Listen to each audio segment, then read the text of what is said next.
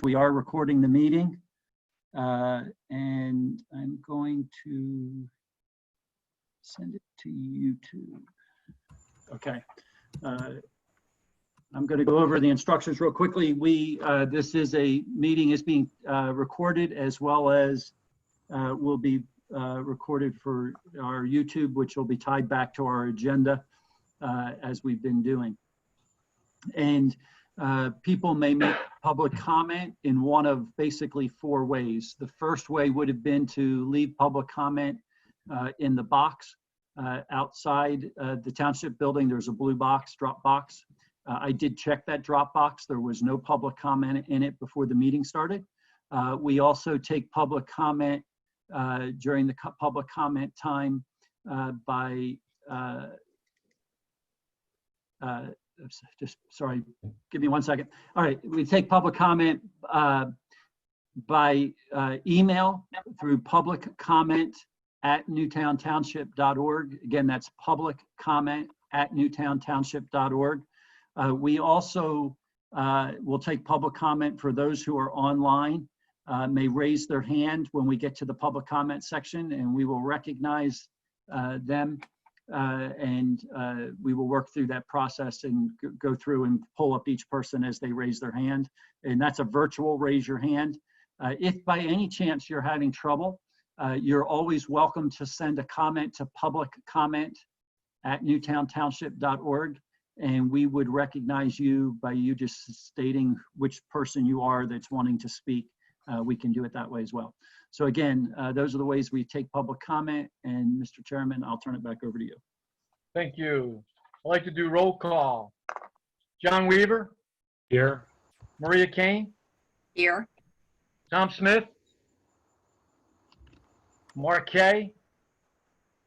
Operations Manager Stephen Neese. Here. Counsel J. Michael Sheridan. Here.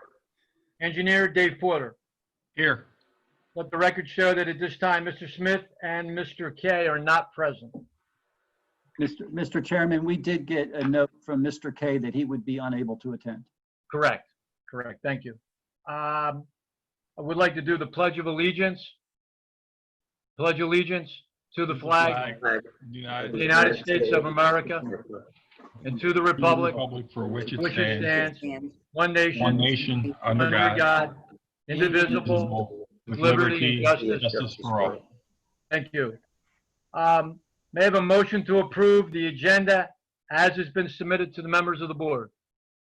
Motion to approve. Do I have a second? second. All in favor? Aye. Aye. Aye. Thank you. May I have a motion to approve the minutes for the August 3rd, 2020 meeting as submitted? Motion to approve. Do I have a second? Second. All in favor? Aye.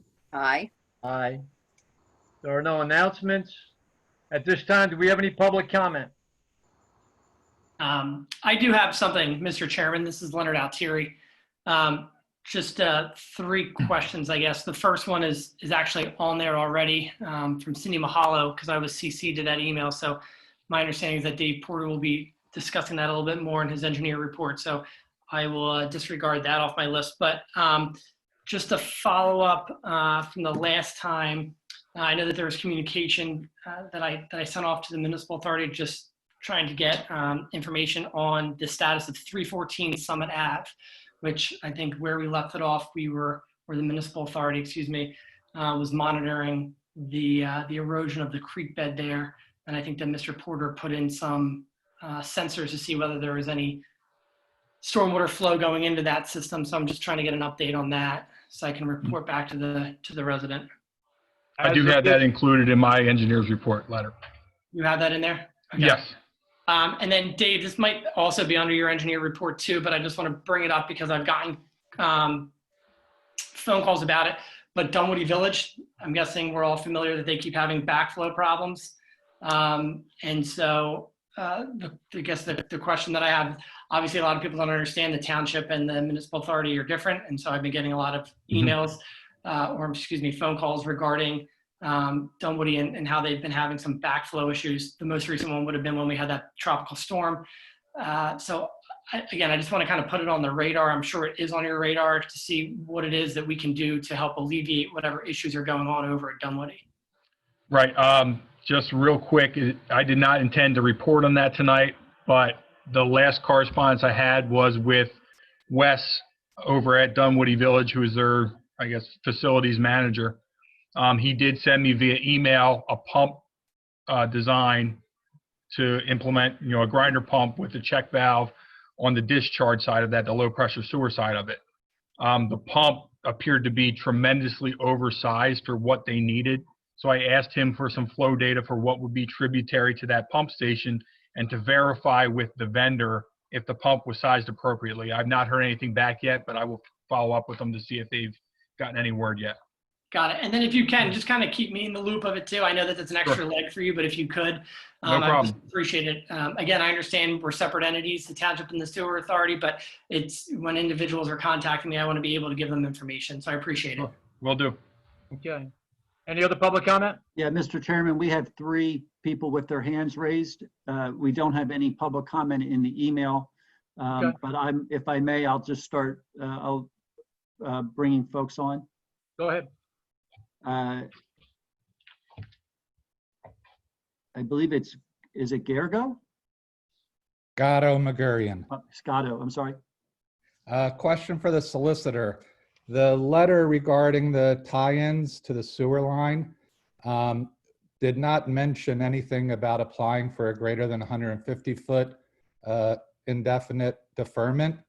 And the ordinance is, for a layperson, difficult to understand or interpret in regards to the paying of the tap-in fee for such deferment. Can the solicitor give an opinion as to what the rules are for the greater than 150-foot deferment, please? Like, how do you apply for that, and when or do you ever need to pay the tap-in fee? Yes, sir. It's the 150 foot beyond 150 feet situation is not really a deferment. It's actually more an exemption.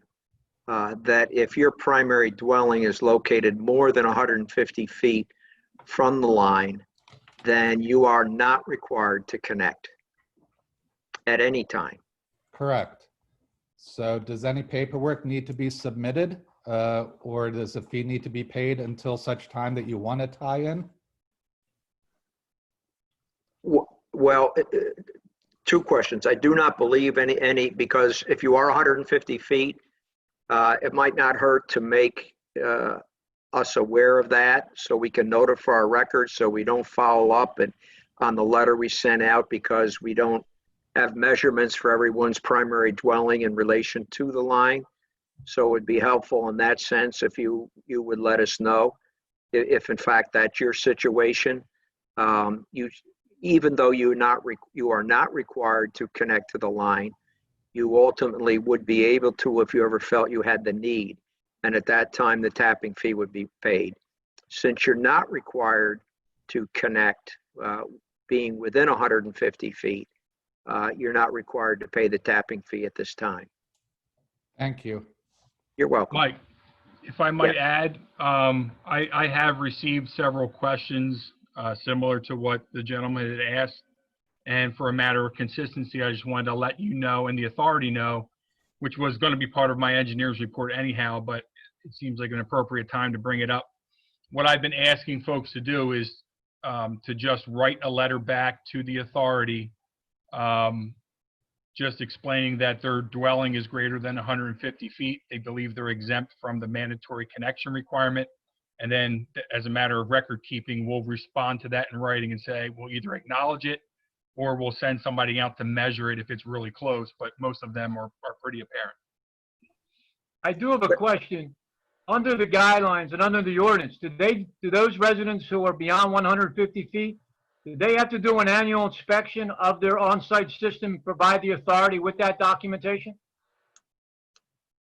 Not under the deferment ordinance, no. No? Okay. All right. I was just No. wondering. Okay. Thank you. There is an ordinance in place, which is a septage management ordinance, which the township would be responsible to implement, which may require those folks to report annually Okay. if that ordinance is implemented. Okay, all right. I also, and I don't know, maybe this is overkill, for those folks who are contacting us that they are beyond the 150 foot, that they're made aware that notwithstanding that, they can still connect. They may be exempt from the requirement, but they're not prohibited from connecting. So that, because I know we have I won't say quite a few, but we have a number of residents whose dwelling is beyond that, and I don't want them to get the impression that they're excluded from connecting. So that's a good point, Mike. Yeah, I think that would be a good opportunity to put that in writing to them back. I did convey that to several of the residents when I spoke with them on the phone. And in fact, 2 of them that are greater than 150 feet that I've spoken with so far are in fact going to make their connection. And the other thing I would comment in return letter to them is that if and when they do connect, that tap-in fee may be greater than what it is today. Correct. Just to be on the record so that we don't have a problem with, wait a minute, you know, when you started it was $6,900, now it is something greater than it. Okay. Any other public comments? Yes, I'm going to bring on Mr. Marabella. All right. Yes, my name is Fran Marabella. I'm a resident at 5 Hunters Run, and I'm also on the board of directors. And I see that our grounds coordinator submitted an email to the board, and what we're interested in Hunters Run here is the resolution of the disturbed areas and everything. And I think Mr. Porter commented back today in an email that it's on his agenda, so that's why I'm listening in. Correct. Okay. Any other public comment? Yes, one more.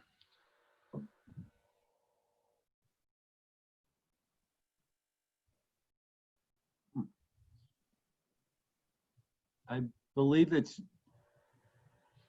Jalil, I think. I am here. Yeah. I'm here. Yes. Please state your name and your address, please, for the record. My name is Jalil Bami, Jalil. My last name is Bami, Bami.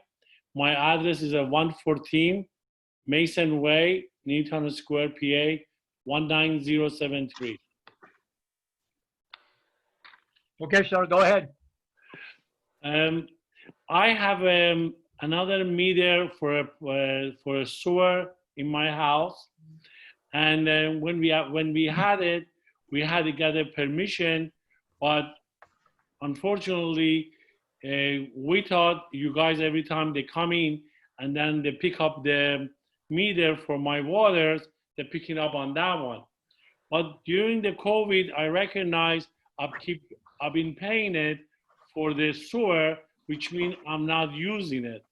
I'm using it for my ground, not for public use. As you can see, I'm a one single individual living in this house. Therefore, I cannot have that type of a bill in my record. Or I'm just asking for commissioner and the chairman to please refund the money to me. Please. What I would suggest, sir, is you contact our finance. I did. You did contact him at the township? I contacted him. He's supposed to be here. I am here. Okay. Do we have the necessary records, and have you made a review of the data to determine how the math works out? So I reviewed this with Mr. I'm sorry if I say your last name, Bobby wrong. And there's actually a couple of different discrepancies. The first is in 2014, when the second meter was put in, there was no permit pulled. So we have no record of this actually going in 2014. In addition, we got a letter, Mr. Bobby supplied a letter from the plumber saying he installed it.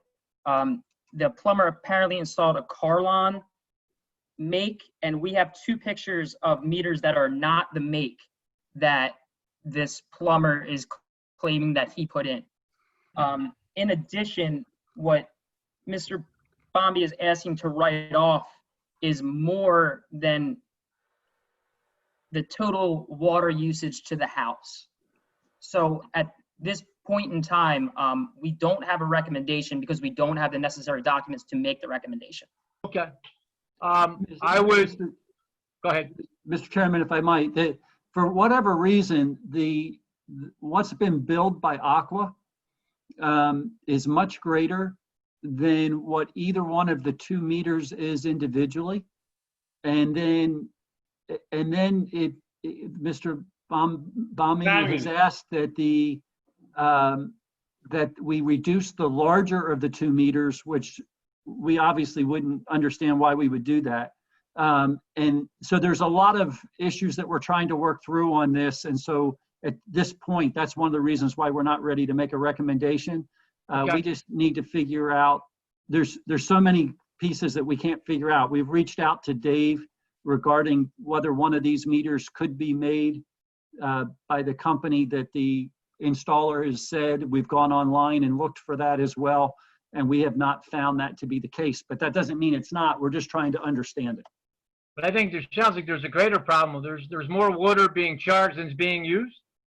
Well, according to the meters, so have the meters been replaced and we don't know it? We just have some questions. Okay, all right, well, then let's continue to work with the resident, and then we'll be prepared to make a recommendation. If I may, I think the gentleman he made a comment. At the time when we put this meter, we did not have to report it to the township, or neither of we had a permit, but we did apply for permit. But I understand you guys have my money, and right now you have a difficulty to give my money back to me. But if that case was reversed, I don't think township would allow me to get away with it. I don't think it's fair to the township. I take their money. I don't think it's fair for township to take my money. And also, we have a letter at the time when we had installed this meter. The township agreed to it, and the gentleman is talking to, he has the copy of the letter. And the gentleman we used to put this meter in here, he's a Richard, I forgot his last name. He's well known to the township and that to this area. And he's a great citizen, and he follow every dot and every single rule. Therefore, what you just sharing with us, we went to the township after COVID in March or April. We talked to a young lady named Denise. She agreed with us and she understood it. And then a week ago or 10 days ago, when we talked to her, she did not remember anything. And then after the couple times of the argument, then she remembered it. And then she went and talked to the gentleman, and the gentleman allowed us to come in to talk to the chairman and the board. We greatly appreciate if you're making it as easy as possible. Unfortunately, I am not happy resident right now. And also, I'm not really good with computer.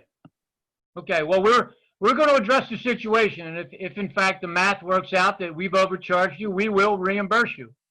We have no problem doing that. But we've got to do it in a way that we understand, where the numbers came from and how the numbers were arrived via your meters and the aqua flow. So we'll work on it. We'll report back. Our staff will report back at the next meeting and make a recommendation, and then the board will act accordingly. I greatly appreciate your kindness. Okay, thank you. On behalf of myself and my family, thank you for what you guys do. Thank you. Thank you. Really appreciate it. Mr. Nice, anybody else? One moment. I did just get another hand raised.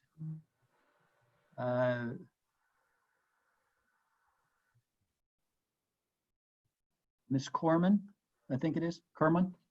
Yes. Hello. Hi, everybody. Mike, I know that you and I spoke this afternoon. Can you please, before the record, could you please state your name, full name, and your address? Yes, it's Nancy Kerman, 314 Summit Avenue, Newtown Square, Pennsylvania, 19073. Thank you. This afternoon, Mike and I spoke about the easement, interpretation of the easement agreement that was signed some 19 years, 20 years ago when the sewer line was put through. I know Mike is following up and with his counterparts there. But I just want to keep this on the agenda. I would like resolution sooner than later. Mike, you didn't mention when we spoke the results of the water testing. I don't know if you're able to disclose that to me now, but I'd like to know what that is. I did see the people out here often checking that, so I'd like to know the outcome of that.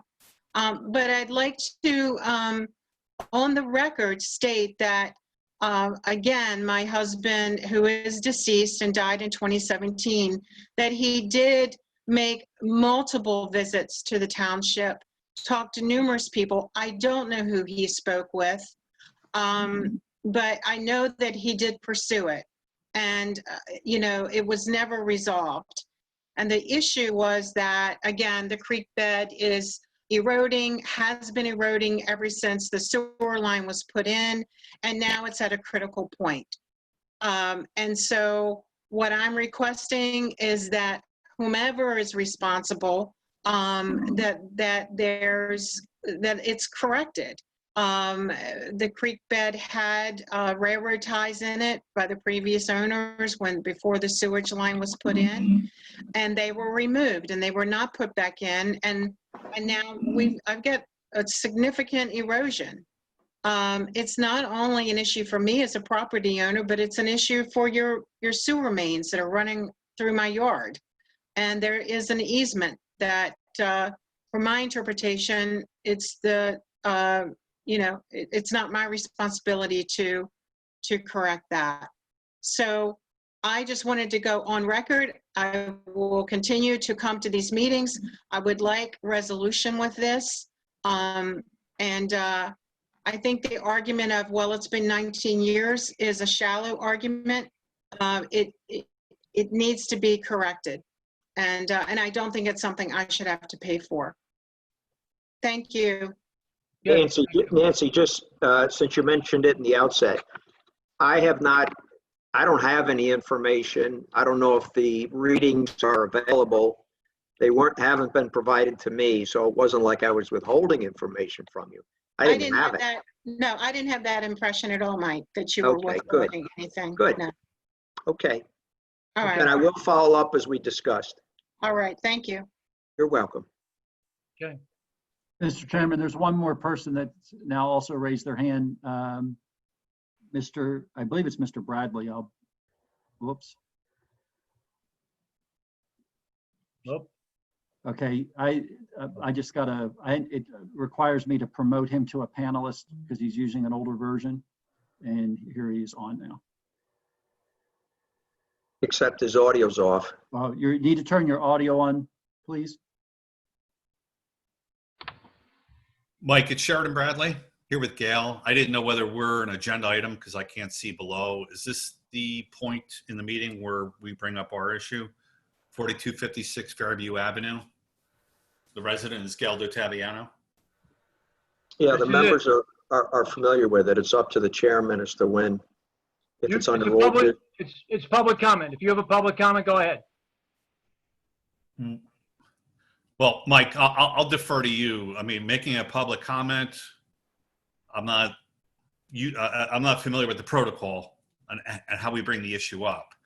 I know you're well versed. We've conveyed the issue, so I don't know how to present this. Well, here's my suggestion. We've talked about this, and I know you related to me that you have talked to the contractor that's been doing the work as well as Dave Porter. I've related that to the board. The board is going to be discussing this matter. It may be an executive session because you did retain an attorney at one point. But my suggestion is that they've heard from me, but there's the personal side of it, and you may want to, in support of your position, talk about a little bit about it. In particular, a question that comes up is the condition of that fence prior to the time that the fence was removed. And at this point, what you ultimately want is a resolution to this. Okay, so the condition, Mike, as you can imagine, is a subjective opinion. So Well- Gail is next to me, and I don't have the timeline in front of me, but the fence at 4256 Fairview Avenue, when JOAO Bradley went in to install the sewer line, they illegally knocked down the fence. There was no notice to us. There wasn't a note on a door or anything. The only way we found out was through the security cameras. Long story short, I have been in touch with Dave Porter, Dave Chilson, as well as you, Mike, but not as much. But, and I'm making this concise because I know time is of the essence here. But we have gone back and forth since July 2019, since the fence was knocked down illegally, trying to make amends with, or trying to work this issue out. We did seek legal counsel because it reached a point where we were getting the runaround. So you can imagine in our position, we're going back and forth, and here we didn't do anything as far as the fence was there and they knocked it down. So what we're looking for strictly is a resolution. We want a new fence, preferably, but I have conditions, and Mike, I've conveyed to you via an email, I did put a spreadsheet together outlining all the issues. So it's the fence, it's the yard with the divots as well. So that's a brief, or that's a synopsis of what the issue is. We want resolution ASAP. So Mike, you mentioned there's an executive board meeting since we sought legal counsel. Is that a question? Correct. Yes. Okay. Well, that, and because of that, when there is the potential, not that you have initiated any legal action, but if there is the potential for that, which you have alluded to at times, it's a matter that the board should discuss in executive session. Okay. In terms of offering any resolution to you. And then they will ultimately provide it to you. And it has to be approved in the public meeting portion, but the discussion of it and deliberation of it is to occur in executive session. When is that planned? It depends. I don't mean to put Steve on the spot. I kind of threw at him a last minute request for, I didn't know if you could, if the Zoom meeting could accommodate it. But I would defer to the chairman. He was concerned about the number of members in attendance, so. I know at our next meeting, which is in 2 weeks, we should have all 5 members in attendance. Normally in executive session, I would prefer to have the entire board present so the entire board can review and discuss the issues.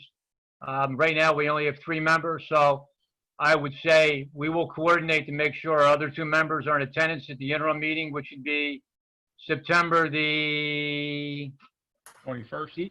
21st. We'll have the meeting, and then we'll have an executive session during that meeting, at which time the board will review the issues. And then if we're in a position to make a decision, we will at that meeting. If we need additional time to review everything, then we'll do it at the 2 weeks later at our October meeting. Okay. So when you say the October meeting, so Mike, that email I sent, are you able to, can you provide that information to the other board members? I did. Okay. Yes, I did. Okay. And this is Gail DeTaviano. I own the property. I would just like to add that when I spoke to Nate McCumbee, because I spoke to Herb and Herb referred me to Nate.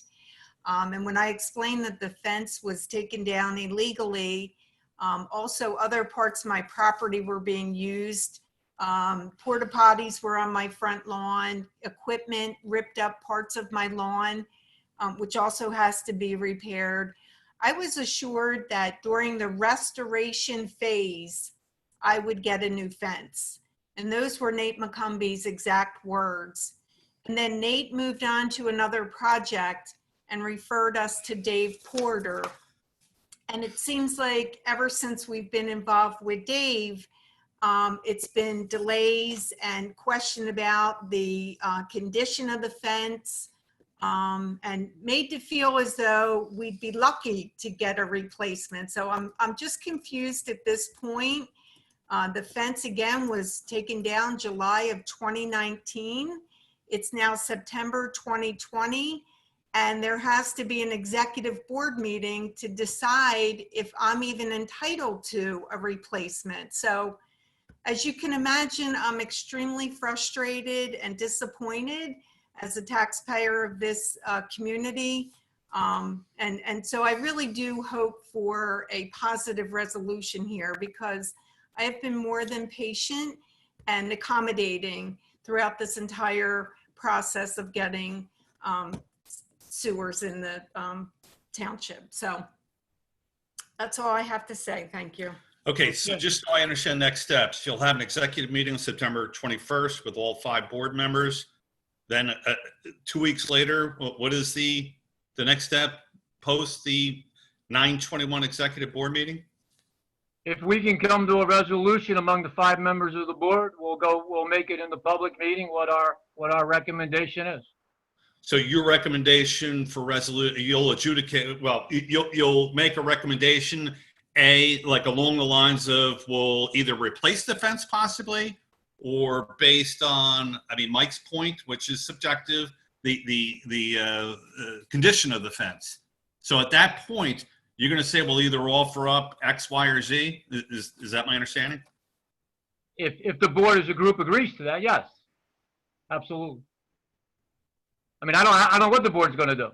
There are 5 members. Each has a vote. We'll present the facts as we understand them to be. We understand what your position is. We're going to get the facts from our engineer.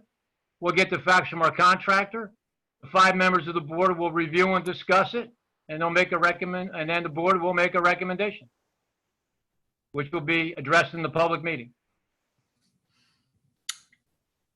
Okay.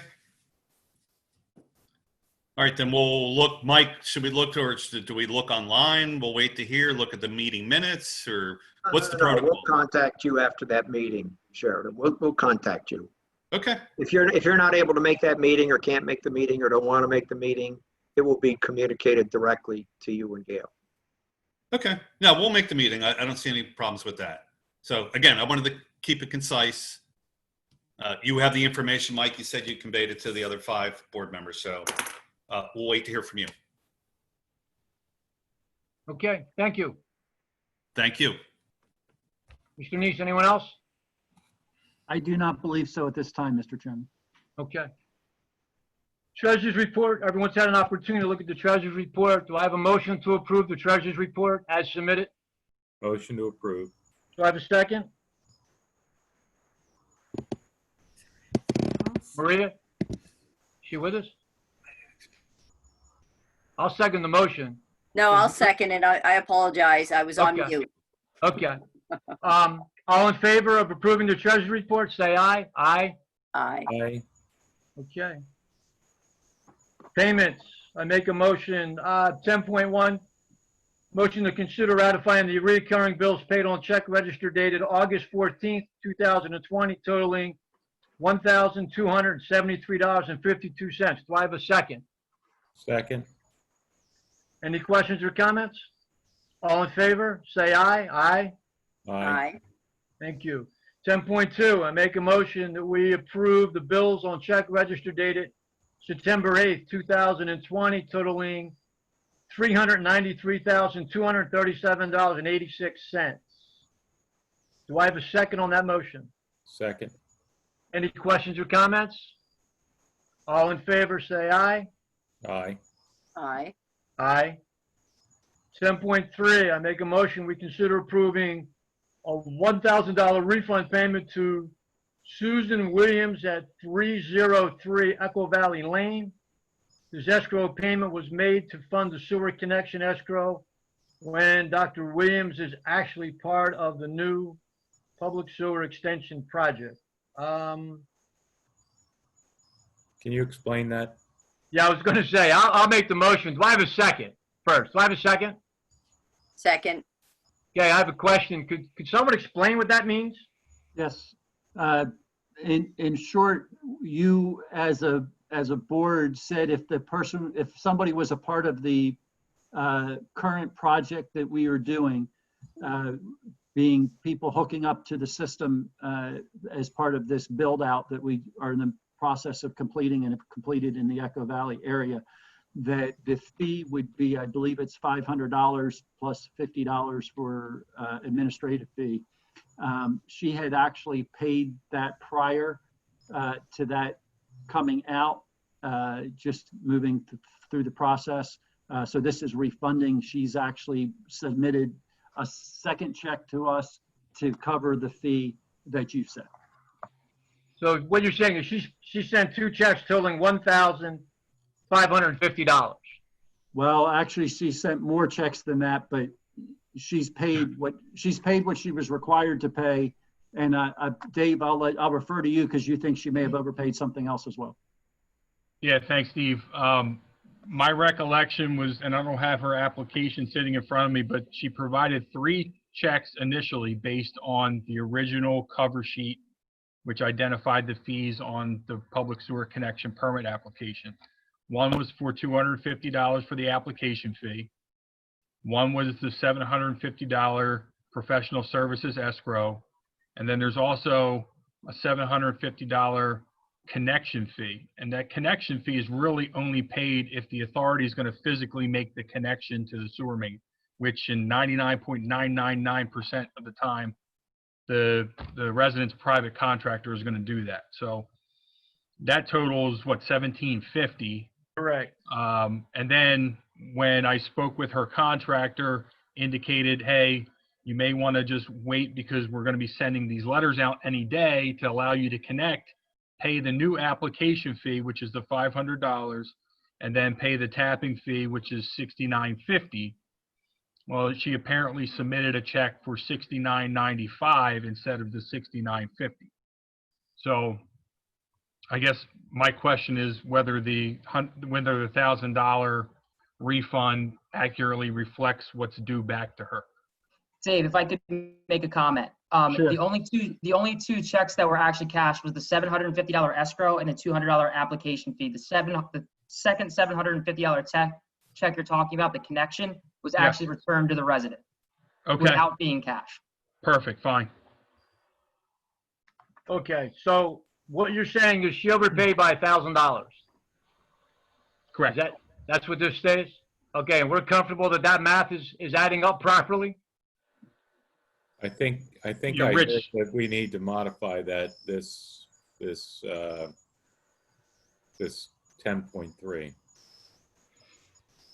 Rich, I just want to verify whether she submitted the correct tapping fee check, whether it was $6,950 or if it was a different amount.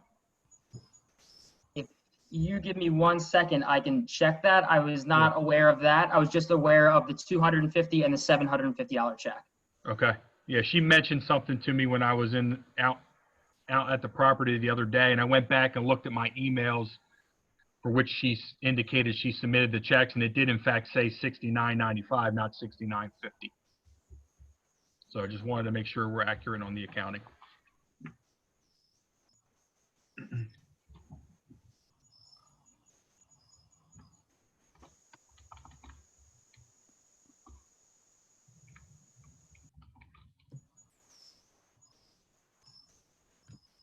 We want to give him some time to do that and maybe table it and come back to it at the Yeah, end. if you wouldn't mind, that would be great. I just have to remote into the system. It might take a minute. I don't want to hold the meeting up. Okay. We have a second on 10.3. I'd like to table it at this time and continue to move forward and let Rich come back with the math on 10.3. Is that okay with the other board members? Yes. That's fine with me. Okay. 10.4, make a motion that we approve payment from the bonds totaling $1,320 to Michael Sheridan for professional services associated with the 537 public sewer project build out. Do I have a second on that motion? Second. Any questions or comments? All in favor say aye. Aye. Aye. Aye. Okay, thank you. 10.5, I make a motion we consider approving the payment from the bonds totaling $8,998.12 to Herbert McCombie Engineering for Part 2 permit work. Public sewer project relative to the Camelot service area construction. Do I have a second? Second. Any questions or comments? All in favor, say aye. Aye. Aye. Aye. 10.6, I make a motion, consider approving the payment from the bonds totaling $764.37 to Urban Montgomery Engineering for Part 2 permit work, public sewer project relative to the Springton Point service area construction. Do I have a second? Second. Any questions or comments? All in favor, say aye. Aye. Aye. Aye. 10.8, make a motion, consider approving payment from the bonds totaling $11,391.87 to Urban Montgomery Engineering, Part 2 permit work, public sewer project relative to the Ashford service area construction. Do I have a second? Second. Any questions or comments? All in favor, say aye. Aye. Aye. Aye. And 10.8, make a motion considering approving a payment from the bonds totaling $14,544.42 to Shaka Inc. for the high friction surface repair on Goshen Road associated with the 537 sewer project build out. Do I have a second? Second. Are there any questions or comments? Yes. I have a question. Mr. Porter, Yes. this is a brand new pump station. How do we have a repair in a brand new pump station?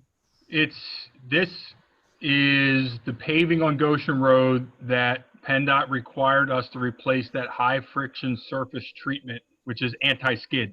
Okay. All right. Yeah, Okay. I understand. I thought this had to do with our electrical work.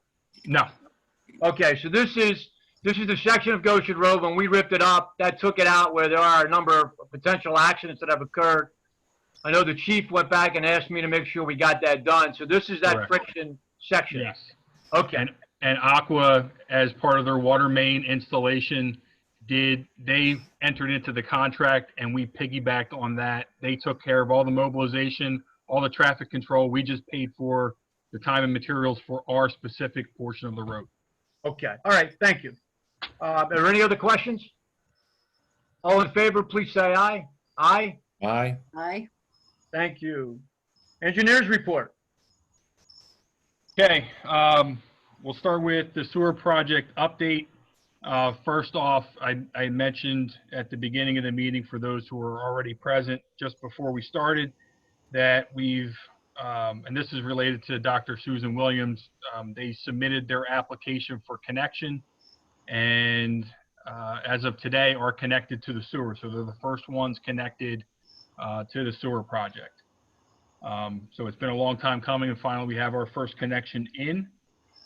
They're in Echo Valley and they'll be tributary to the Goshen Road pump station.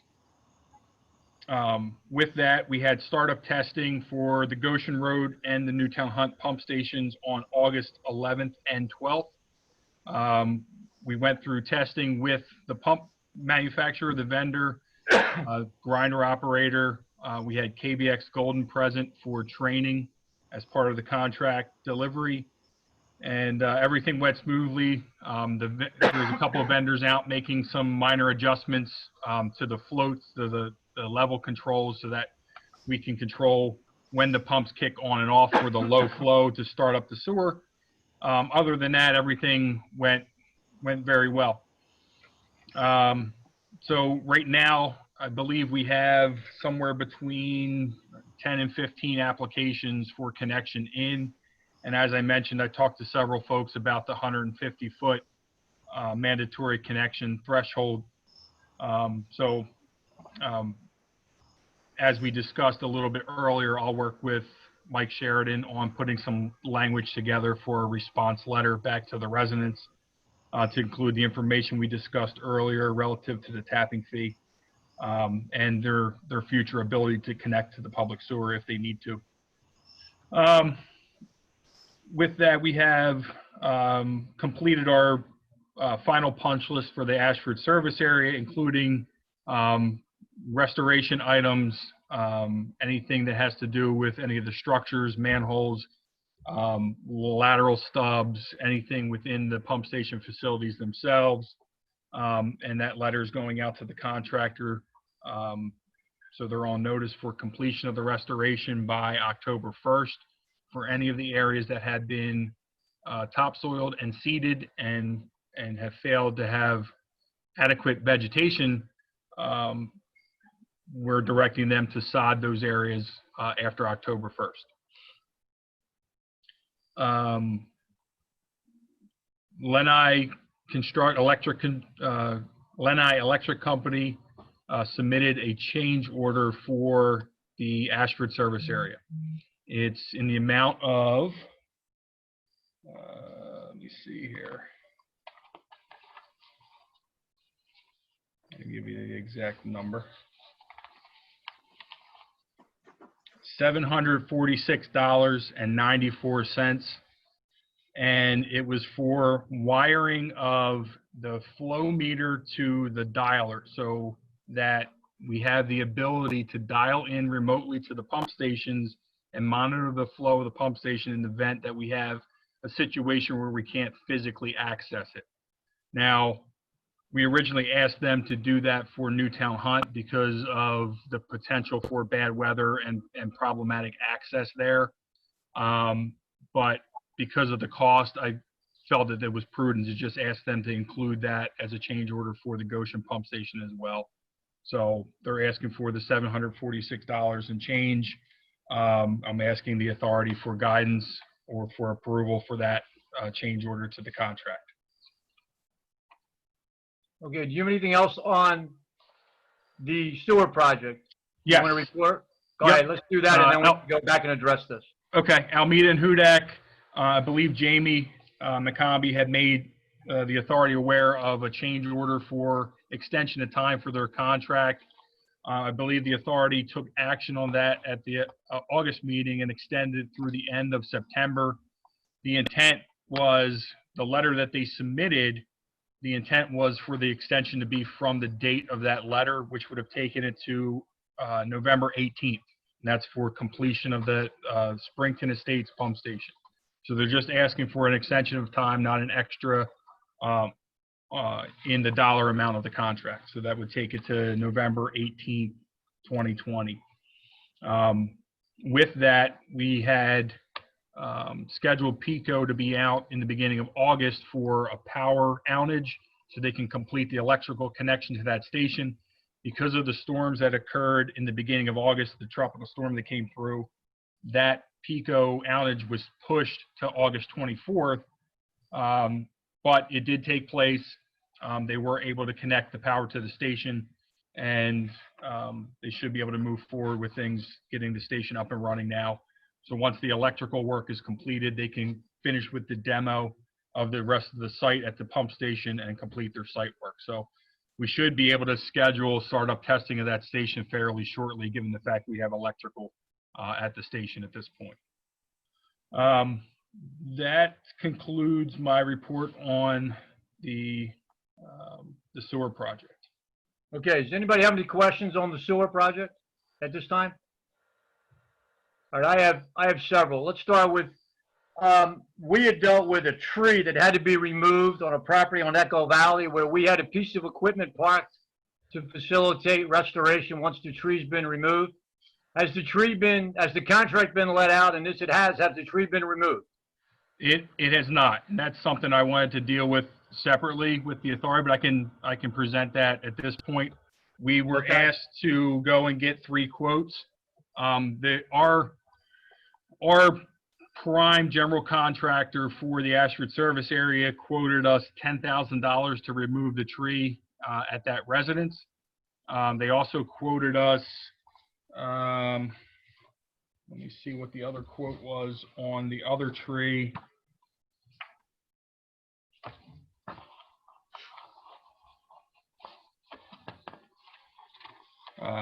Okay, so the one at 4019 Fox Hill Lane was $10,000, and that's primarily due to the location of the tree being in the backyard and trying to access off of their driveway without disturbing the rest of the areas that they've already restored. And 367/369 Echo Valley Lane, which is, we have an easement over the Hunter property, adjacent to the Tassione property. Tassione's at 367, Hunter's at 369. There is a completely dead spruce tree. Now, when I met with the separate tree contractor, the gentleman I met with who is an arborist said it was probably some kind of a bacteria or infection that killed the tree. I mean, it's completely dead, top to bottom, no doubt about it. The funny thing is that tree is about 10 feet farther from the sewer main than a tree adjacent to it is, and the tree that's closer to the sewer main is alive. The one that's farther from the sewer main is dead, but nonetheless, we asked the contractor for a price rather than going through an arborist and running tests on trying to determine the exact cause of death of that tree, which could end up being costly. We figured it'd probably be more cost effective just to take it down. So the cost that our contractor gave to us was $4,300 for that tree. I went out and asked 2 other contractors. So 4019 Fox Hill, I got another price from Ryan Tree and Landscaping for $8,500 compared to JO's $10,000. And from Brandywine Tree and Shrub, I got $4,500 for 4019 Fox Hill Lane. Well, let's stay with that for a minute. Okay. All right. We go from 85 to 45. Correct. That's a substantial drop in price. Any explanation as to how one can do it for half the cost of the other almost? It may be equipment, it may be their crew, it may be their expertise, I'm not sure. Some of it certainly has to do with the location, but the difference in price is pretty astounding. I do know that Brandywine Tree and Shrub was the initial clearing contractor on the project. So they're familiar with that area. They're familiar with the easement. Okay. So that may be why they adjusted their price lower. Okay. All right. And then what do you have for 367, 369 from the other 2 contractors? So Ryan Tree and Landscaping was $3,500 and Brandywine Tree and Shrub was $2,200. Okay. Well, I mean, I'll make a motion that we authorize Brandywine Tree and Shrub to remove the tree from 4919 at $4,500 and the tree at 367, between 367 and 369 for $2,200. We authorize that and get that done as quickly as possible so that we can get the restoration complete. That's the last piece of restoration in Echo Valley, other than the grass seeding issue, which we know we have. Is that correct? That is correct. Yes. Okay. That's my motion. Do I have a second? Second. Thank you, John. Any questions or comments on the motion? All in favor of that motion, please say aye. Aye. Aye. Aye. Okay, Dave, please let Brandywine know immediately. Let's get out there. Let's get those 2 trees down so that we can get JO in there to finish the restoration. Will do. Okay, thank you. I want to jump back to the change order for 74694. So what you're saying is that's change order from you guys. Originally, we didn't want to have remote. After we put remote into the 1 pump station, you guys decided to add a remote to the 2nd pump station? Well, we initially decided that we wanted to have remote availability at Newtown Hunt. For some reason, when the electrical plans got prepared and the submittals came in, that got overlooked. That was just something that was missed. There was not a connection. There wasn't wires spec'd on the electrical plans to facilitate that connection. So who missed it? You guys or our contractor? It was probably just a collective, probably a collective of everybody. It just fell through the cracks as one of those items. Okay. With that said, this would be our 3rd change order. Is that correct? Correct. Okay. So at $746.94, I'll make a motion that we approve the change order for the wiring flow meter to the dialer in the amount of $746.94. Do I have a second on that motion? Second. Any questions or comments? All in favor, please say aye. Aye. Aye. Aye. Okay, thank you. And then we have a change order request for extending Alameda and Hudak's contract for the Springton Estates from 9/30 to 11/18/20. Is that correct, Dave? Is that what you're asking for? Correct. Okay. I make a motion that we extend the contract for Alameda and Hudak from 9/30/2020 to 11/18/2020. Do I have a second on that motion? Second. Okay, any questions? Dave, I do have a question. This extension is purely because of PECO's delay in getting out to power up the station? Yes, I mean, that goes back to PECO's long delay from Right. COVID. But I'm saying, but that's the reason for the delay. There's no other reason. So No. now that PECO's fired up and given us power, there is no excuse to be delayed any further. You should not. Okay, just want that. Any other questions? All in favor, please say aye. Aye. Aye. Aye. Okay, thank you. Okay, Dave, continue with your Mr. Chairman. engineer's report. Lastly, related to the sewer project and the restoration on the Camelot side, and this goes back to what Mr. Marabella had commented on and the public comments submitted, which was published as part of the agenda from Cindy Mehallow over at Hunter's Run.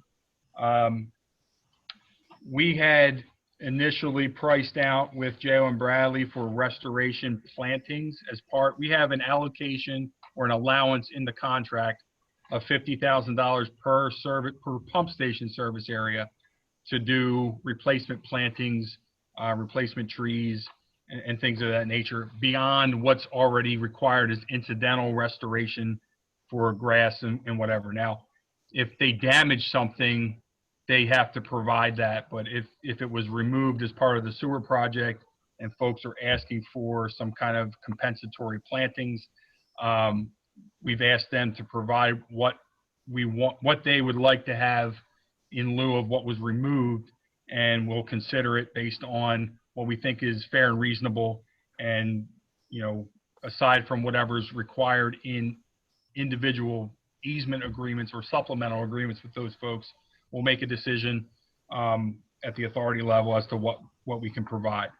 Now, J.O. and Bradley and I had met with the Owners Association to discuss what would be appropriate as far as restoration.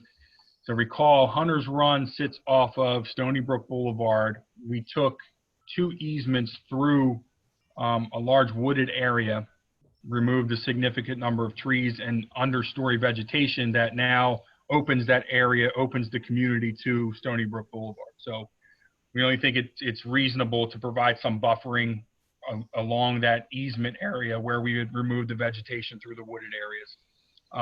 We've also internally to the property had to remove some large trees in order to remove some of their sanitary facilities to make our connection or make their connection to our public sewer main. J.O. worked up a cost based on our meeting and a scope or request that the association put together. And their cost was about $48,000 of what we had an allowance of $50,000 for. So I said, clearly, we're going to have to pare this down somehow. So we went back and talked with the association. They removed some items.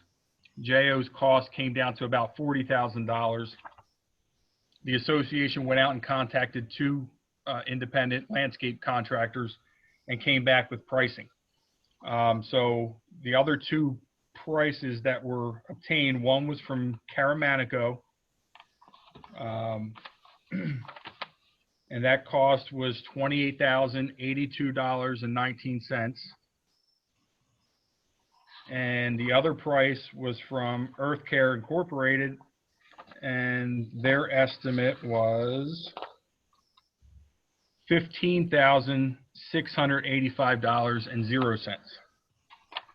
And that's based on the scope that the association provided which is basically 2 border planting areas, some plantings adjacent to the clubhouse parking lot, and some cleanup and removal items, and some tree replacement. So based on what was done out there, I reviewed the scope of services, and I felt that that was a fair and reasonable scope for replacement plantings for them. Based on the 3 costs that we have, I would recommend that Earth Care be given that contract. The only question I have with the authority would be, would the authority want the association to contract directly with them and we just reimburse the association based on this quote?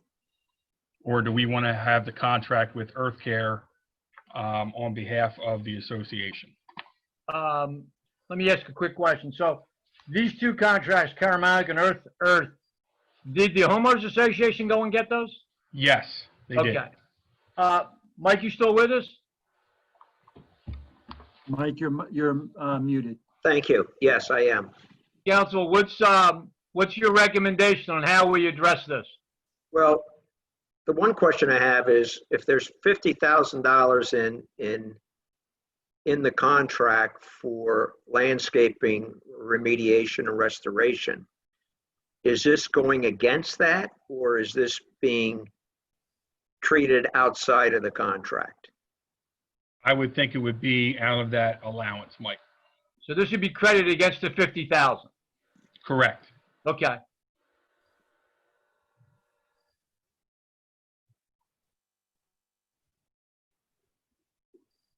So the contractor enters into a contract with us. And part of his responsibilities and part of his bid is the $50,000 number.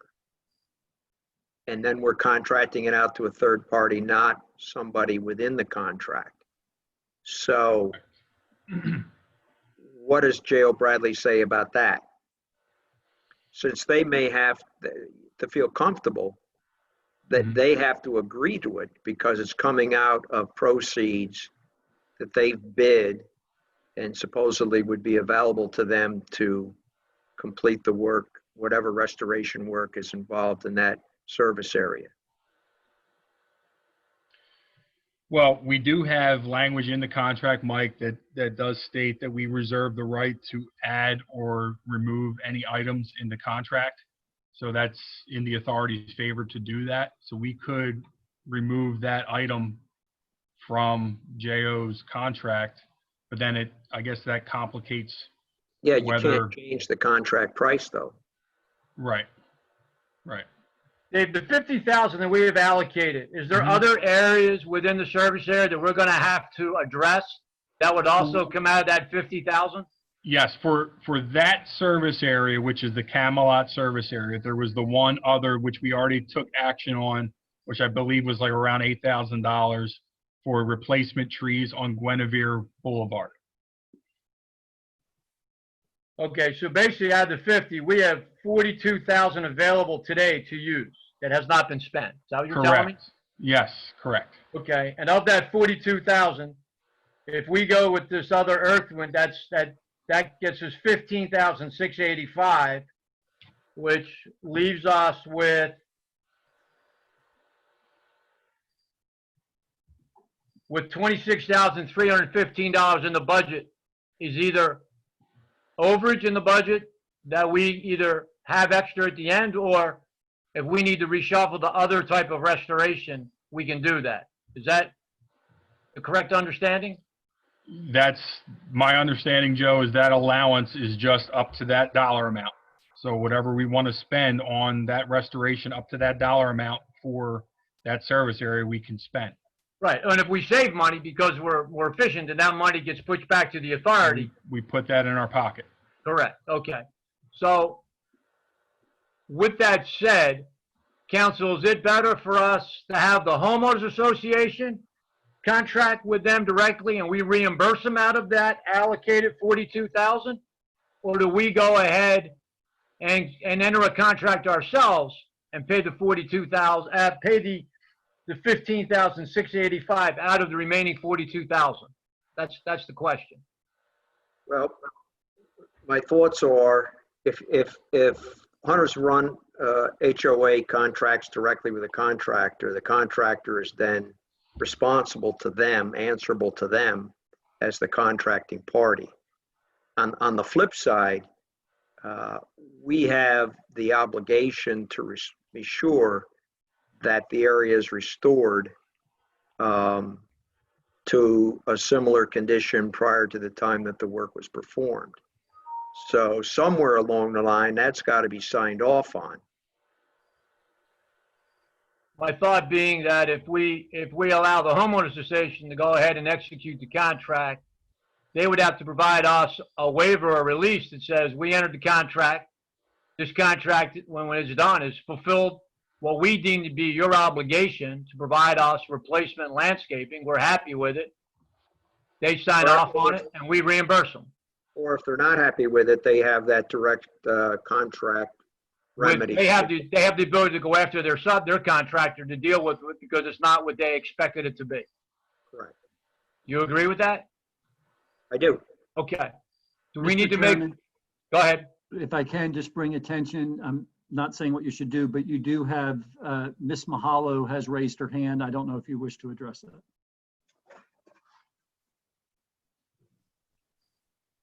I think Sure. she's had her hand raised for a while. I don't Well, know. I've been watching, yeah. Okay. Yeah. I mean, She just took it down, so I'm assuming does not need to say anything. okay. Somebody Mr. else has Gallagher their hand does, but I raised as believe Mr. well. Gallagher wants to speak to the school issue. I'm sorry. What's that? We have too many people. I see that Mr. Gallagher has his hand raised. I believe Mr. Gallagher is with the school district and would want to speak to the school issue, which I think is next on your agenda. Okay. Well, let's stay with Hunters Run right now. Yep. Mike, do we have to make a motion to move the contract that way? Yes, you do. Okay. Has to be approved by the board, and then it should be contingent upon the release by the Hunters Run. Okay.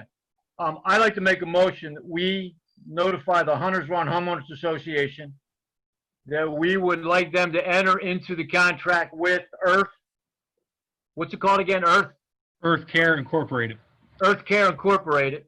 For Earth Care Incorporated to replace the landscaping that was taken down by us through the easements, that they enter into the agreement with Earth Care, and that they provide a release when the work is done and submit it to the authority with the bill, and the authority will pay the $15,685 in the contract. Does that capture it properly, Mike? As long as they provide a written release. Right, a written release. Release that money gets applied to the obligation of the authority to restore. Releases the authority from any additional obligation to restore Yes, the property. yes. Okay. Do I have a second on that motion? Second. Okay, are there any questions or comments? Mr. Chairman, I should bring to your attention that Mr. Marabello and Angela, I've got 4 hands now raised related to, I think 3 of them are related to Hunters Run. Okay, there's a motion on the floor. I do have a second, but at this point in time, let's let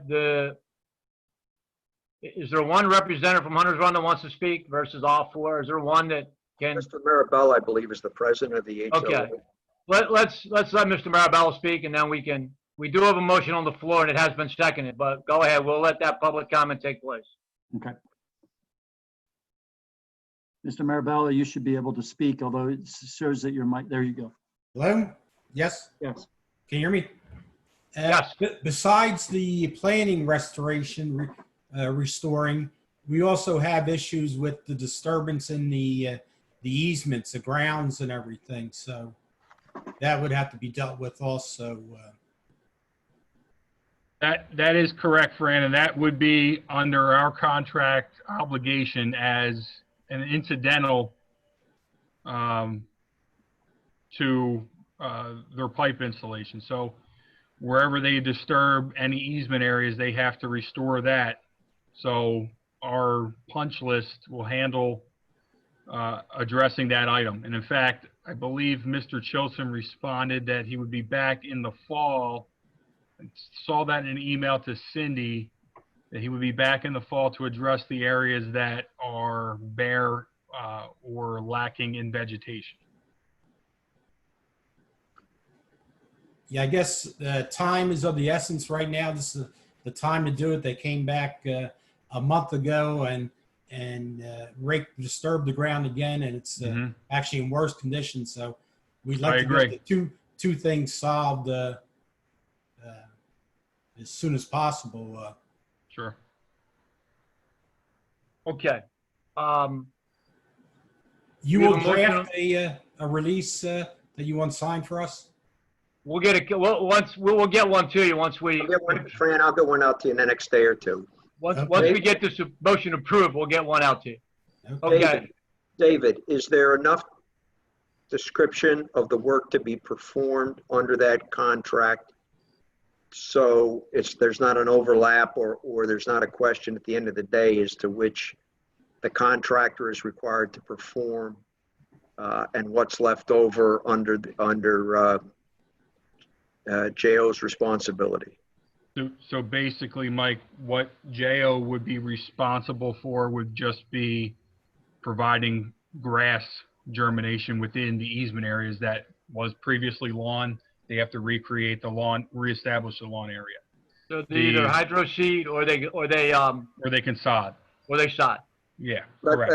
But I asked the question because I want to be sure that when Hunter's Run gives a release, we know what they know, and we know what the extent of that is.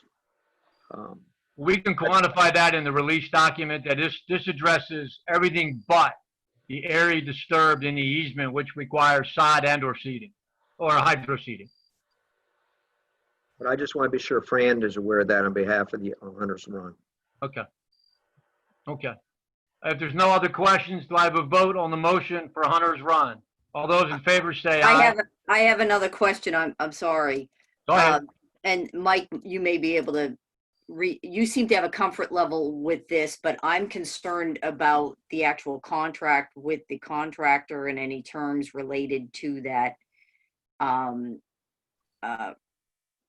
amount that we have access to. I think you said it was 50,000 for these types of situations. You know, in other words, I want to make sure that it's covered under this agreement and that we're not waiving any right to those funds by allowing Hunter's Run to go out and contract independently for this. Well, the money's ours. We're not waiving any rights to the money. That $42,000 was budgeted. Well, the right to decrease the amount paid to the contractor, I guess. I'm not right sure I understand because it's in the contract. Am I right? If they perform the work, they're not going to perform the work. Therefore, they're not entitled to any type of compensation out of that $42,000 remaining. Okay. So my question was to Mike, not to you, Joe, but I appreciate your comments. Are you comfortable with it, Mike, in that regard? As far as our contract with the contractor? That's why I questioned.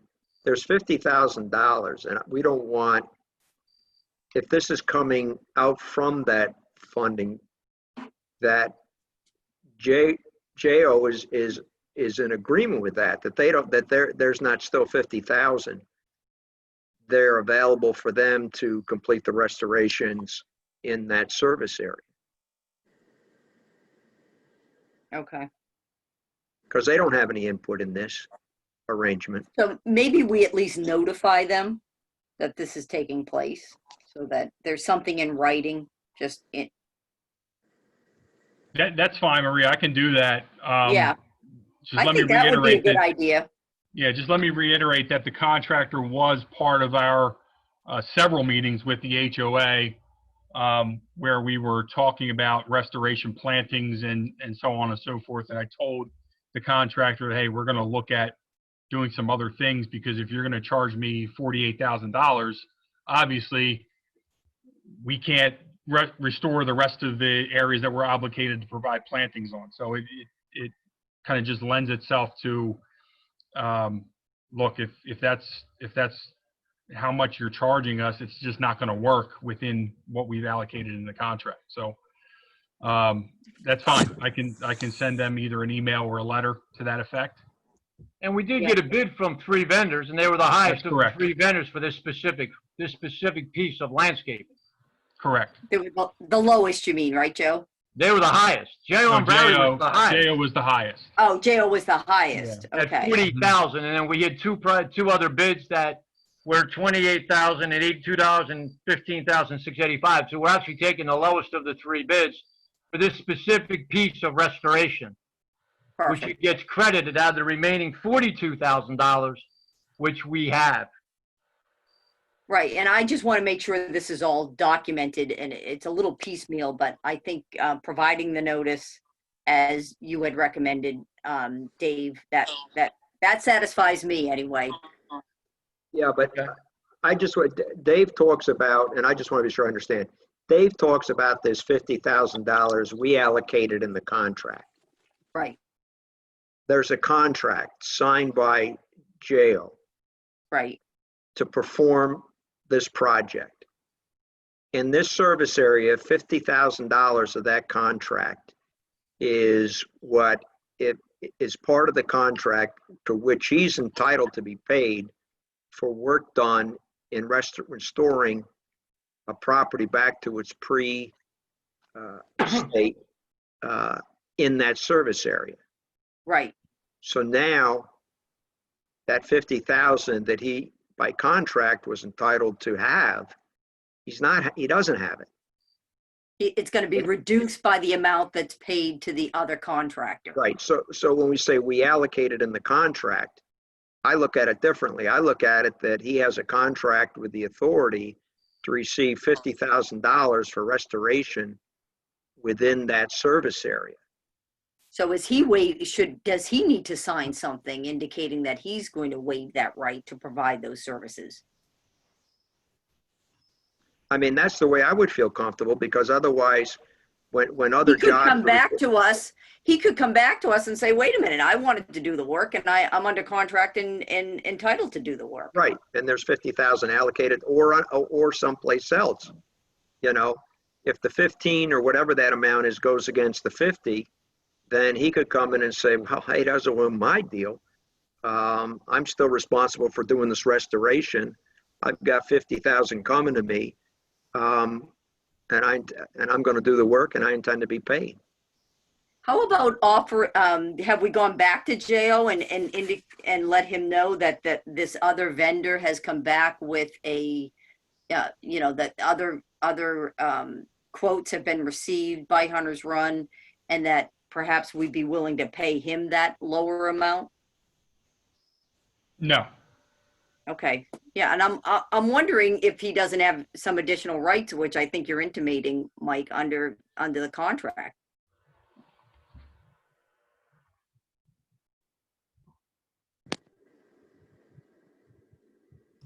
That's why I say he should sign off on it. Yeah, absolutely. Yeah, absolutely. I don't think we can give Hunter's Run the green light to go ahead and do this with just a release, because I mean, my understanding again, Dave, is that this is an item, a specific item in the contract that says $50,000 is allocated to perform the restoration. So he has the entitlement under the contract, the legal right to that $50,000 to complete the restoration and perform the restoration in that service area. If a portion of that is being taken away from him, then he's got a fair claim to say, you know, that was mine, and you've taken away from me without my approval, and so I still want to hold you to the contract that I get $50,000 to do the restoration in there, okay, in that service area.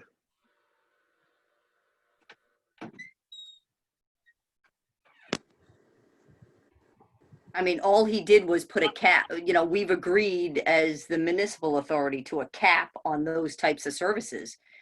Not that he won't be able to do the work if we go out and allow some, someone from the township who's been impacted to go out and get another bid for a lower price. I mean, typically with all aspects of a contract, if he underbid it, it's on him.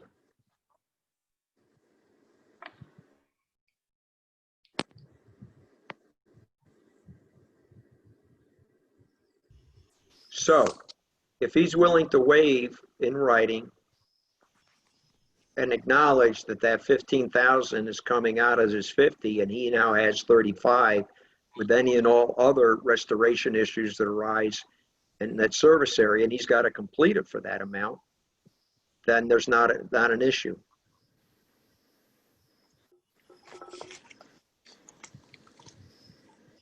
Okay, I'll amend my motion to include language that requires J.O. and Bradley to sign off on that we are bringing in through the Hunters Run Homeowners Association a third-party contractor to complete a portion of that restoration in Hunters Run in the amount of $15,685, and that money will be credited against the $42,000 that remains of the 50, and that J.O. and Bradley signs off on it, that we've done that, and what's left for J.O. and Bradley to work with would be $26,315 in the rest of that service area.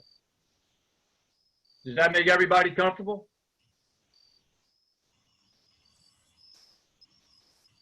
When you say sign off on, they have to provide in writing a waiver that they agree. Yeah, waiver. They're So moving. instead of sign off on, I would just replace that with to approve a waiver or to enter into a waiver agreement with the municipal authority. Any other questions or comments on the motion with the amendment? There's a couple folks with their hands up, Joe. I think Jake Gallagher's had his up for a while. I'm not sure if it's on this topic or something else, but. It is not on this topic. It's on actually the Echo Valley subdivision. I am a resident of 317 Crum Creek. Wait a minute, let's stay with what, guys, let's stay, how did he get on? Let's stay with what we have on the floor. We'll go back to Echo Valley. Are there any other questions with regard to the motion as amended on the floor? If not, do I have a vote to approve? Those who are voting to approve say aye. Well, Cindy has her hand up. Okay, Hi. Steve, are you there? Yes, I'm here. Can you hear me? Oh, sure, go ahead. Okay, thank you. I just want to say that repeatedly throughout this process of getting the bids, in multiple conversations with Dave Porter and Dave Chilson, we were repeatedly encouraged to get other bids in lieu of the Jay and Bradley bid because it came in so high. So I would agree with Dave Porter that I think Dave Chilson is well aware of. Okay, we're going to deal with that. And I just want to say one other thing is, there's been a lot of conversation of what does the contract with J and B say? Well, why don't you look at the contract and see what it says? Because to me, the heart of the issue is here is exactly how is it phrased? Is it saying that the municipal authority is committed to spend that money with Jay and Bradley, or that it's like a cap that's the most that could be spent in that area? I think it would be important to know exactly, to look at the contract language. Okay, thank you. Are there any other, is Steve Nish still with us?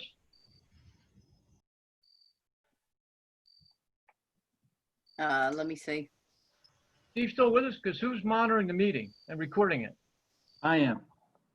Oh, okay, you're still with us. People are getting on here, and I don't know how they're getting on to come. I'm not sure. Okay, all right, fair enough.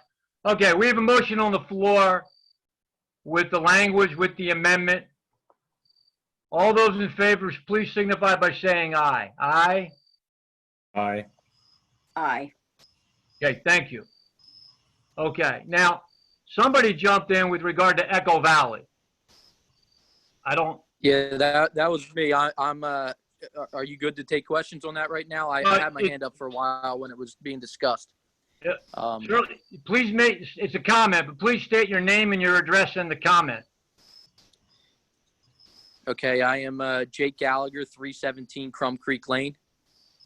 And Mr. Porter did address this earlier. I was wondering on the restoration work, how do I get, he said on October 1st, if the grass did not take on your easement, you would need to, or they would be applying sod.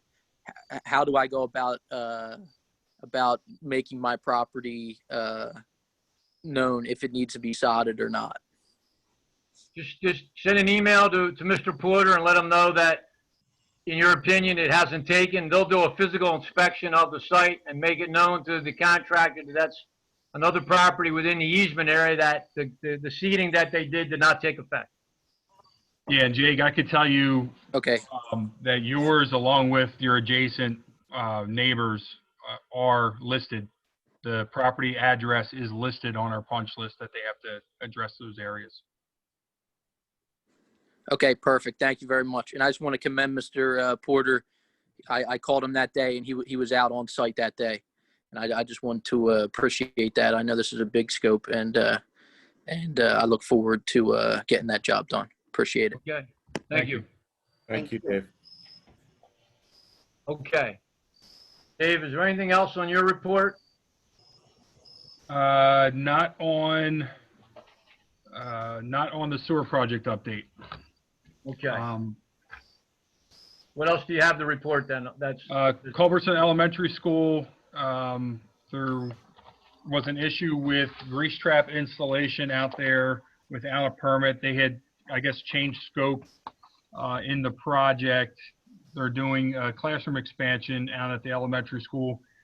The plans that we reviewed for sanitary sewer for the site sanitary notated that they did not have any external improvements. So we indicated to them that there was no further contact they needed with the authority or the authority's engineer in that regard. Through Andy Retchek at Newtown Codes, he repeatedly told the contractor and architect that if you're putting an external grease trap in and making another connection, you need to reach out to our office, which we finally got a site meeting with the architect and engineer. By the time we ended up going out to the site, they had already installed the grease trap and made the connection to their existing sanitary lateral outside the building. The problem was that in order to miss an electric duct bank, they raised the lateral, so they only had 6 inches of cover over the pipe. So that said, we've had another meeting with the engineer and the architect, indicated that we could pass that as an inspection, and number two, they needed to submit an application or establish an escrow with the authority, which they did provide additional information. They were looking at either rerouting the electrical conduit or coming up with an alternative design, which they did provide. And then I ended up having a phone conversation with actually Mr. Gallagher at the school district about their additional cost to their contract with regard to that modification. I shared with Mr. Gallagher the pictures that I took at the site meeting and explained what transpired.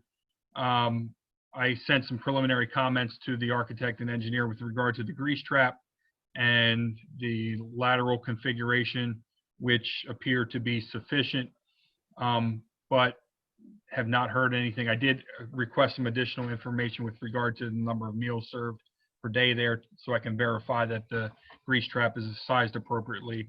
And as of right now, have not heard back from their architect and engineer in that regard. So I'll be following up with them. The Melmark School pump station review finally received revised plans and calculations that were submitted on September 3rd. So they are in a big hurry, of course, to have their plans reviewed and approved so they can make their site sanitary connections. They have 2 pump stations. So I'm going to do what I can to work that into my schedule to get them approved so they can start their construction to get their facilities tied into the public sewer. Of course, as part of that review, we'll have to iron out agreement-wise what they're obligated to pay as far as tapping fees. Ellis Preserve Phase 2, there was another revised planning exemption due to some pushback that they got on downstream capacity sign-offs.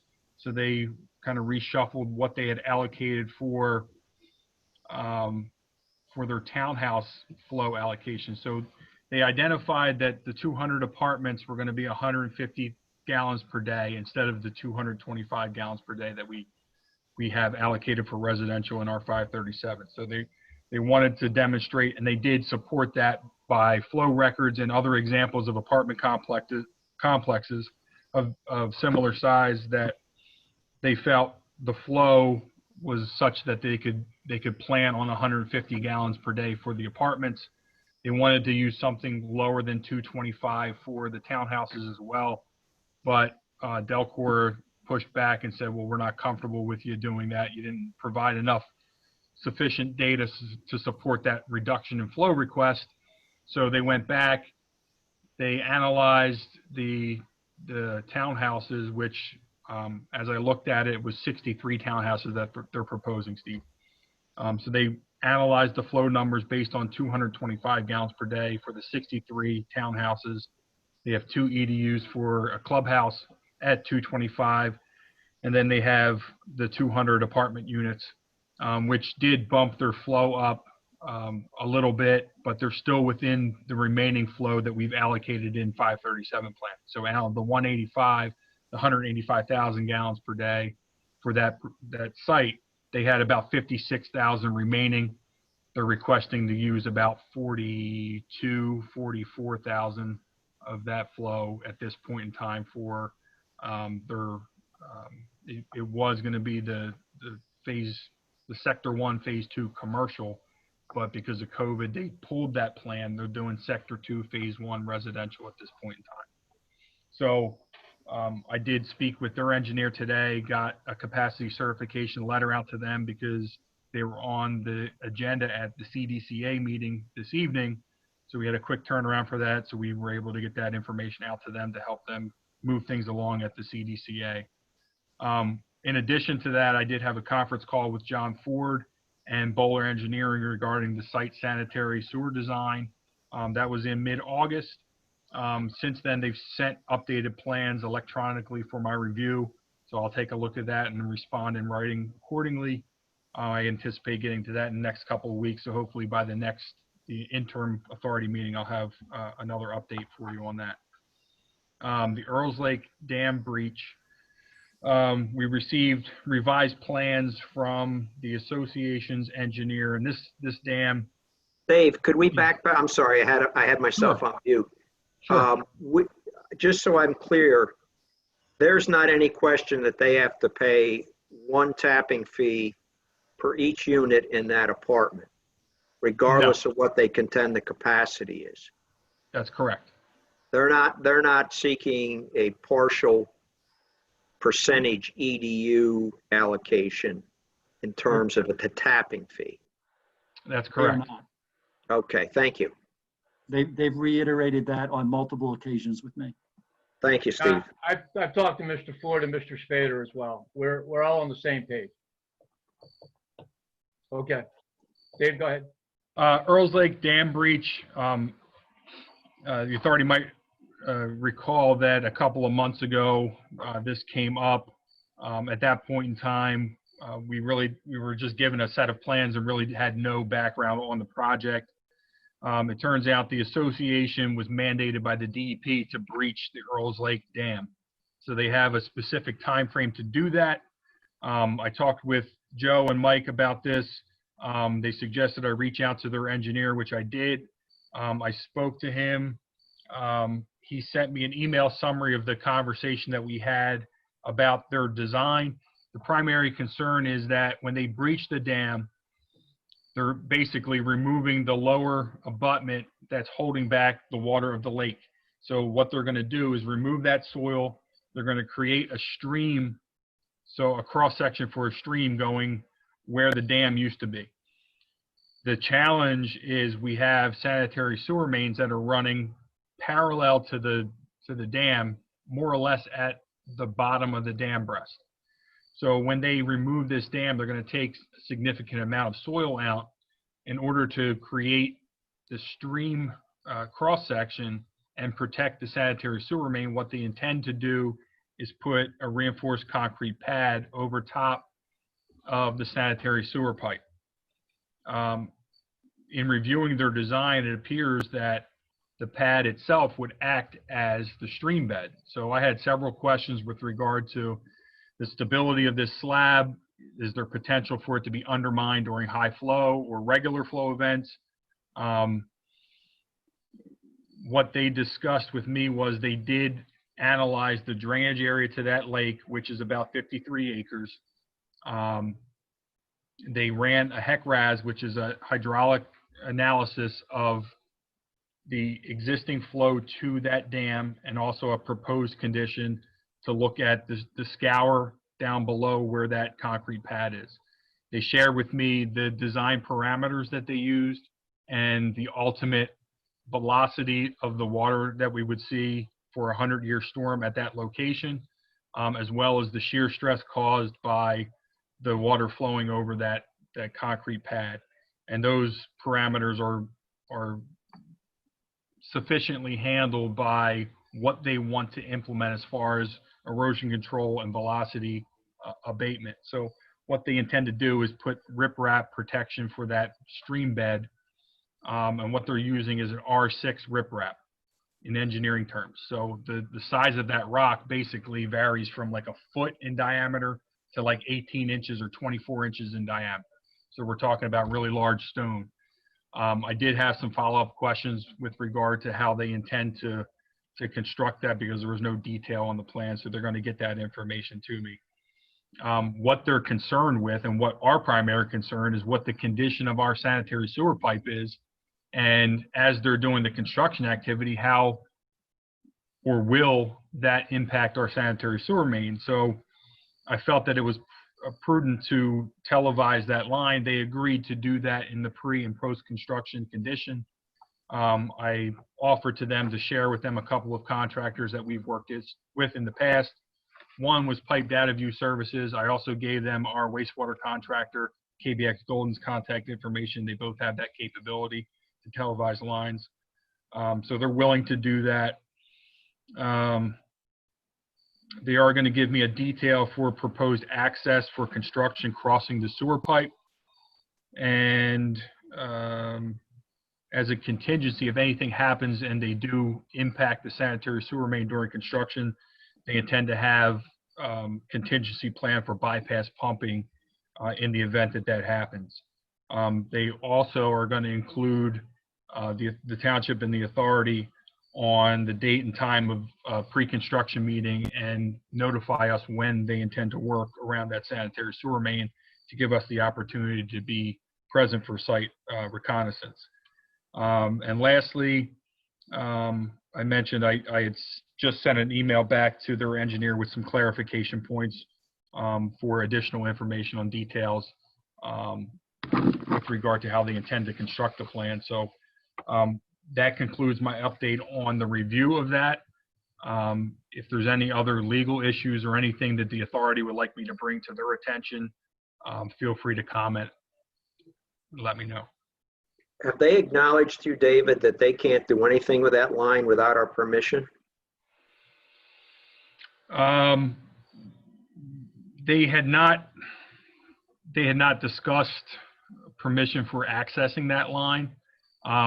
I took it that they reached out to us because they were aware it was somebody's line. In fact, they did say that, but they did not know how to get in touch with the authority or the authority engineer. I believe the engineer mentioned he provided plans to the township engineer at one point, and I think Eileen said that we don't have anything to do. You need to reach out to the authority engineer, and for some reason or another, they had trouble getting in touch with us. I just have problems that this has been going on. I think they knew about that sewer line. We're not hard to find. So I think we have to be very cautious with these people and make sure that they do not do anything without our permission to that line. We should have veto power over what ultimately is decided to happen to that line. Correct. Yep. I agree. What protection at this point are you getting from this Eric? I assume it's Eric, I forget his last name. Yeah, Eric Ditchy. Yeah. I assume that's who you're dealing with. That's correct. Yep. And he has been retained by, as I understand it, Green Country Condominiums. Correct. And my understanding is, but I haven't researched this, is that Radnor Township is the one that owns the property or not? The property where the sanitary, or the land where the sanitary sewer main is just upstream from the meter pit before Newtown's flow goes into Radnor's system.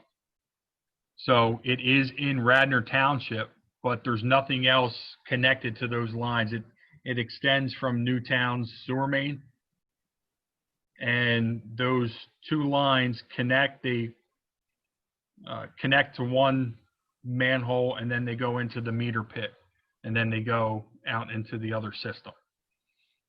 Into Radnor's? Correct, yes. And have you been in touch with Radnor about this whole project and the approach that's being proposed?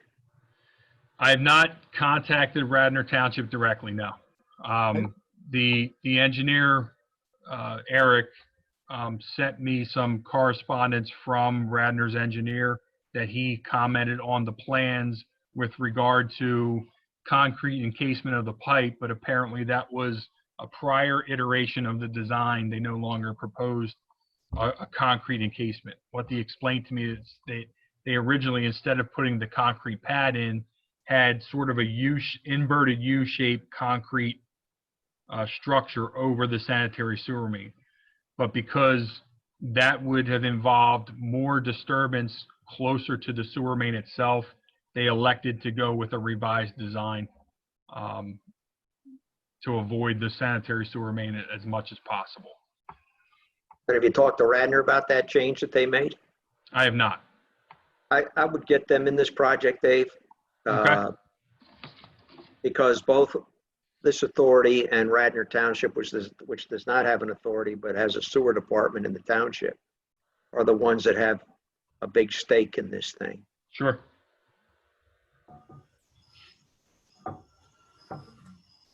Okay, any other questions or comments regarding Earl's Lake, Dam Bridge? If not, you want to finish up, Dave, please? Sure.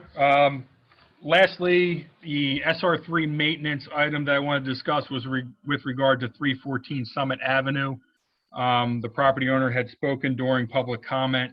This is with regard to the stream that's eroding and getting close to the authority sewer main on their property. I was asked to reach out to KBX Golden, which we did. I met with Kevin Brophy at KBX at the owner's property to look at what we would need to implement as far as doing a small flow study there, to look to see if we have infiltration and inflow into the sanitary sewer from that creek. And that would allow the authority to prioritize whether this project needs to happen ASAP or whether the authority can budget for this and do it in a year or 2 years' time. So the cost that KBX came back with for installation of flow meters, monthly monitoring, and for the equipment for 6 months was $19,657.34. And for a 3-month evaluation, it would be $12,547.67. And it's not a even 50-50 split because they have to install the sewer meters. That's basically a one-time charge. It's the same charge for both, whether it's 3 months or 6 months, and then they have to remove the equipment at the conclusion of that study. So the intention would be to either monitor for 3 months or for 6 months. Hopefully that would give us enough data to correlate with rainfall and or higher stream flows to see if we have an I&I issue there, and it would allow the authority to prioritize a stream restoration project on that property. Okay, we've discussed this in several meetings. I make a motion that we authorize KBX to install meters for a 3-month cycle of $12,547.67 to determine if in fact we are getting any I&I from the stream during rain. That would get us, if we get this done immediately and then get out there very quickly, would give us the second half of September, all of October, all of November, and the first 2 weeks of December. Do I have a second? I'm sorry? I'll second that, but I want to have a comment. Yeah, sure. I do have a second. Okay, go ahead, comment. What is the estimated cost of remediation of this issue?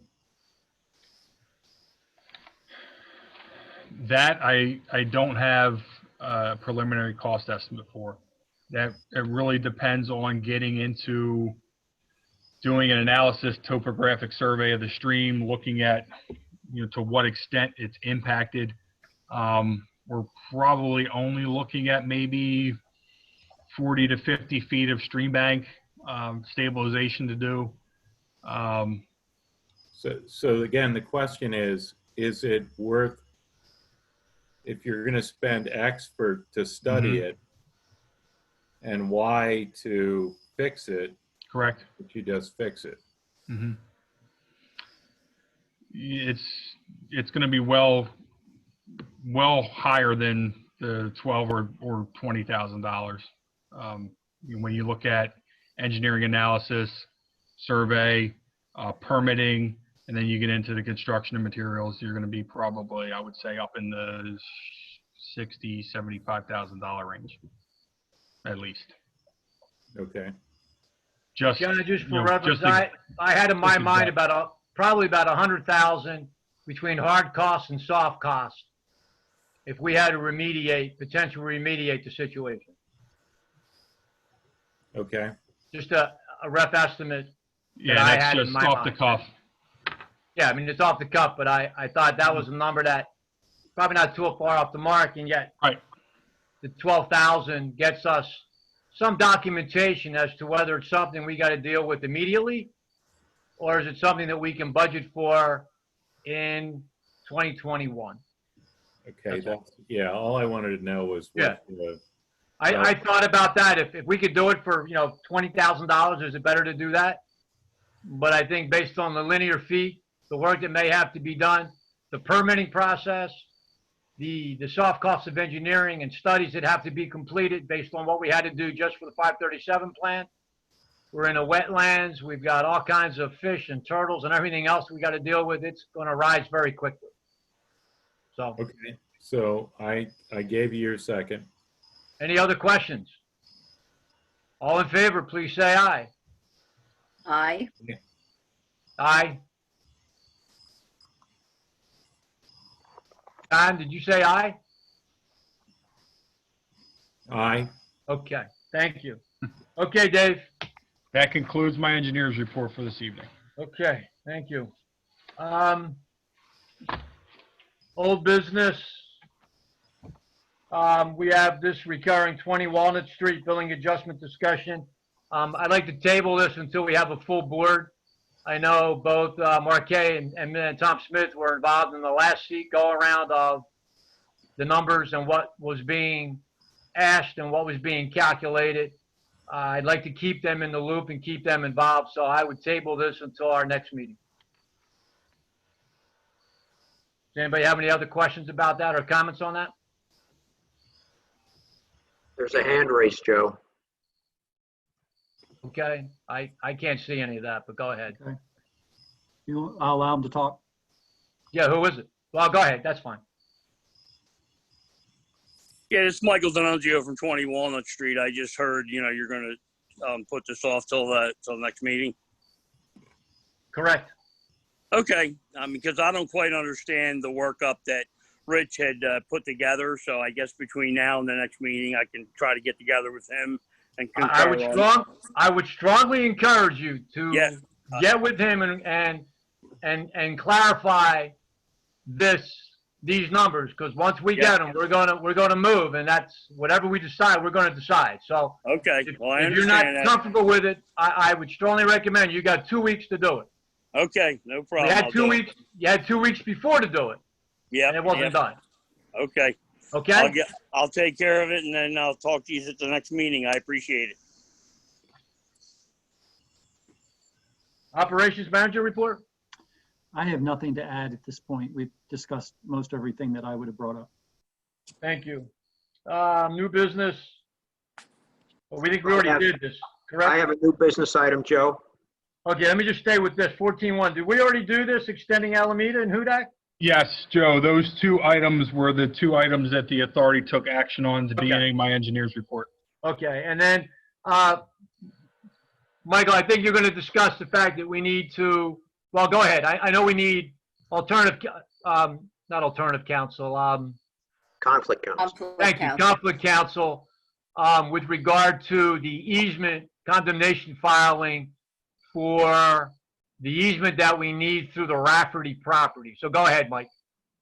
Only the fact, yes, that's correct, Joe, that we need a resolution adopted as we did previously when we condemned the other various properties, which would be attached as an exhibit to the condemnation papers that are filed with the court. It's basically a resolution, as the others were, confirming that the condemnation is needed for this project and it's approved by the board. Do we have a resolution that we can use, or how do we, how we adopt?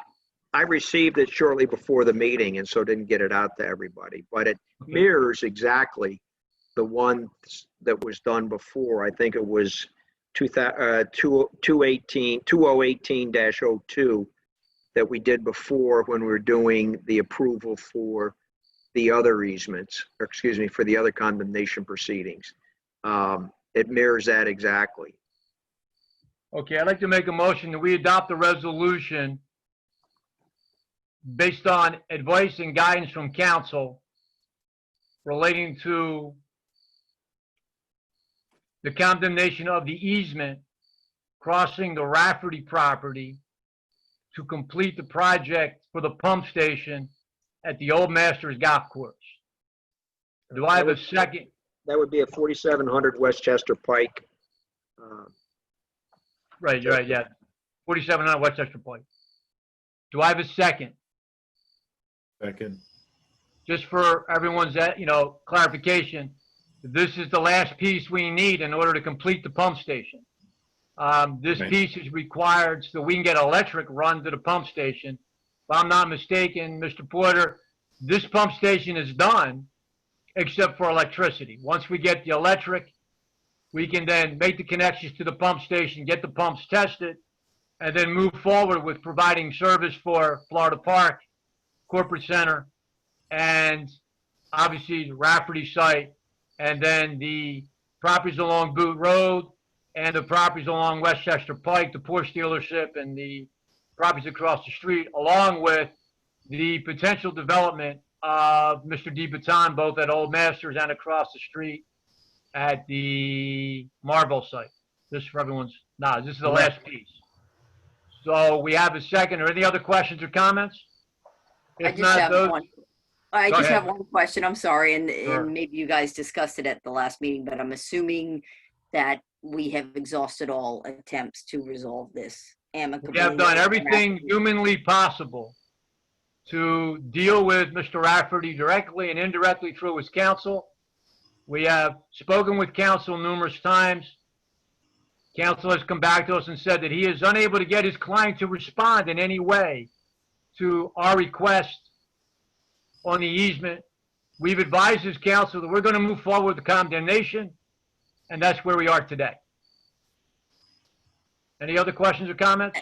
And this is not, the easement would not disturb any buildings or improvements on the property? None That's what I thought. I just wanted to clarify that. Thank you. It's in an area that can't be used by him for the car dealership. Basically on a hill behind his property. Any other questions or comments? All in favor, please say aye. Aye. Aye. Thank you. I believe that is it. Do I have a motion to adjourn? Wait, we wanted to go back and handle 10 points. Oh, yeah, you're right. Rich, are you with us? Yes, I am with you. Okay. Unfortunately, my computer was turned off before I left work, so I do not have the ability to confirm or deny the extra $50 on that. Okay, then we'll table 10.3. We'll deal with it at the next meeting. All righty. So just so I have clarity, within the check register, you had $1,000 worth of checks to When the I will property owner. Yeah, I've Do you want us executed to- all. Just pull it out, Steve, tomorrow. I've already signed them all. Okay, So when you I'll drop them off tomorrow morning at the township building. When you get it, just pull those checks out and hold them until we get this clarified in 2 weeks. okay. Rich, you're Okay. hearing that as well? Yes, absolutely. I just need to, like I said, I can't confirm or deny the additional That's fine. $50. That's Okay, fine. thank you. We'll just pull the checks and we'll hold them until the next meeting. Yep. And you can notify the homeowner. That's what we have to do just to make sure we have the math accurate. Yes, sir. Okay, I have a motion to adjourn. Motion to adjourn. Second. All in favor, say aye. Aye. Aye. Thank you all. Thank you. Thank you. Thank you. Thank you, folks.